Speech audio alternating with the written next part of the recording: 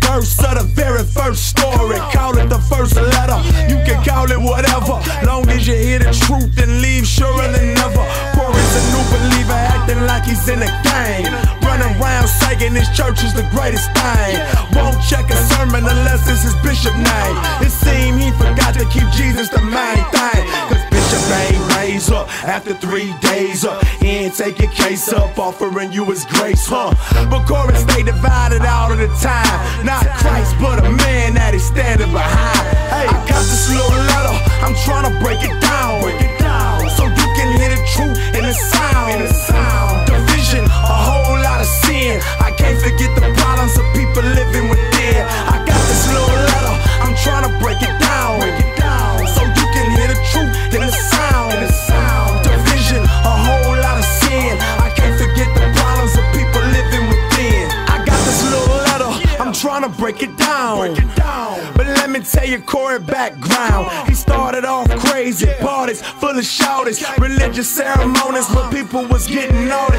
But all that changed, the truth of God reigned. The gospel spread within him like viruses in his veins. But man, even though his heart's rearranged, he found himself caught up in some of his old ways. He laying up with women, his sinning was getting strange. Thought the more he sinned, the more Jesus was pleased to save. He thought cause he accepted his brother touching his mother, that he was spiritual cause he let them get with each other.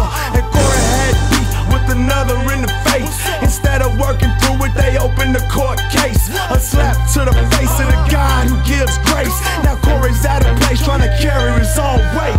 I got this little letter, I'm trying to break it down, so you can hear the truth in the sound.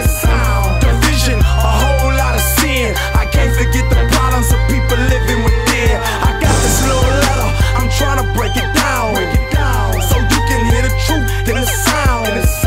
Division, a whole lot of sin. I can't forget the problems of people living within. Hey, now Corey got married, but everywhere he turns, he sees lust burn and women waiting to serve him. Yeah, and Corey's learning Satan wishes to turn him away from his wife to satisfy all his yearnings. Divorce ain't legitimate if both are regenerate. What God put together, let nobody put a split in it. See, that ain't the end of it. He saw his own benefit. He would do the things that his friends saw as forbidden it. Though there was no sin in it, his homies, they was ignorant.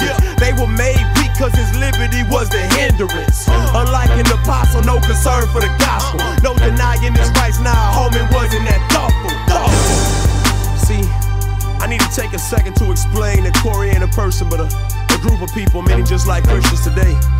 See, the Corinthians were caught up in their own worldly culture, no respect for divine authority, the Lord's Supper. They were still exalting gifts which are given by the Holy Spirit to begin with, more than loving one another. They were all focused on their own egos, on their own selves. Everything we have was given by God who commands us to live outwardly toward others.